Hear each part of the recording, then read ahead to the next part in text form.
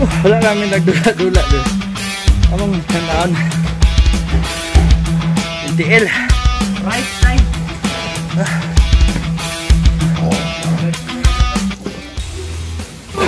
Ho ho ho. Oh, so nakita na. Kita na to. Ang kriminal. Kita na. Kunara. So, kani tusok na siya diha sa sagbot, pag-unsa pang mga klase. Sakit na gina siya. No ni provide sa taog kita. Ini. So, dila sakit na siya. Sakit na siya din. Napay uban dili niya samad na pa. Samad yan na eh. Samad na siya. Ikas. Hindi ato niya mga samad sa sulod. Tara. Samad na siya.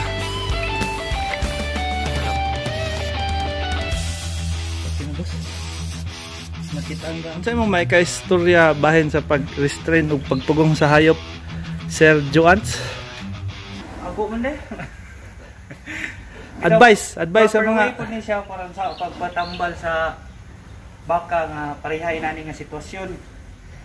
Dako siya. Dahil note ninyo.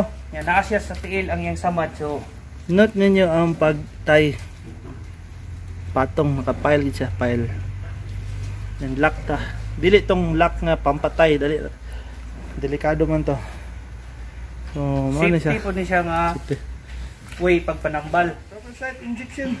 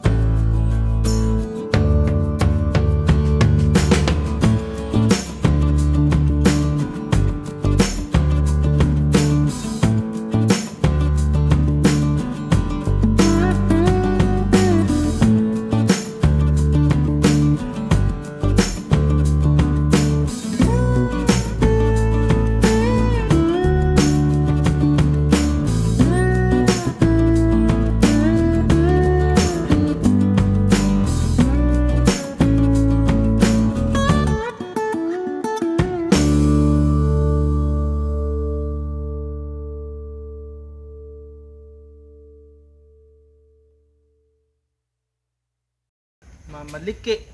Ito ganyan nakita na ganyan mga samad, no, maliki. Masudlan din og mga bato, mga debris, mga height nga bato nga pagtunog nila, pag-apply nila pressure, medyo musakit, so magkalimnis na sila. Piktuhan din ilang gate, piktuhan lakaw. Siyempre, kung sakit ilang tiil, sakit ilang kamot, tiil na di ay, sakit na. Di na sila ginagkaon, ma-off feeding sila kayo nagsakit man. Kamu manggali nga masakitan yung kasing-kasing, wala mo gana magkaon.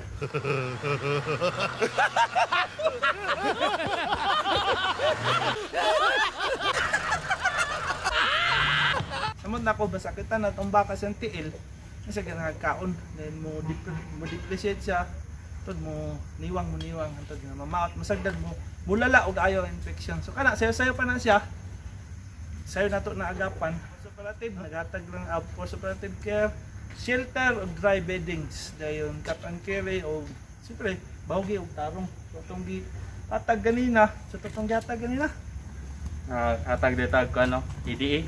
So vitamin A, vitamin D, vitamin E. So ang vitamin D, so mag-help na siya og absorb sa calcium. Vitamin E is magkuha na siya anti-stress. Okay, mag-revitalize siya sa cell.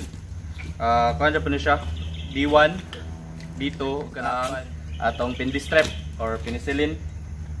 Kuha na siya antibiotic para makaiwas ta infection, samot nga infection sa atong mga secondary bacterial infection sa atong penicillin. So next is ang Combinex. Combinex is fly repellent. Kuha na po na siya antiseptic. Spray natin siya sa area kay para dili kayo magka-infection dili. Napatay isa nga kay out of resources ta. Ang isa gid ang tolpin. Papawala siya sa inflammation o pain reliever gid siya. So tolpin pag proper strain lang siya para ang say nato like large animals nato gid siya especially kung sa madina nga sa tiil. Nato siya pag proper. Kita inyo ganiha nga gi proper way siya ipa external kay para ma-approach na to ang malikayan na to ang kwan. Difficult breathing sa baka. Okay, na instances ani labi na sa magkuan. Sa to may experience daw na. Na di mag-istorya basta na instance nga nag-opera din pagpilo. Nalimtan ang pinaka-basic nga key factor pag mag-restrain ta og ruminant or large animal isang breathing. Once nag-restrain na daw na siya, di lang na siya kanang common kay sa ginadula nga rodeo events nga ipilo og ayo ang ulo na moabot na sa yuta mo nang di ko ganahan na kay maandan na ninyo sa field mamatay gid ang ayo para kay ka ginawa. So prioritize yun ang breathing pag mag-handle ta og hayop labi nag surgery mao ginan si Jober kanina nga i-monitor gid ang breathing kay kung magtumba na taghayop nagapos sa taghayop nag-restrain na taghayop nalang tayo window nga 10 to 15 minutes nga mahuman ang itong operation para maiwas yung bloat. So bloat is a condition nga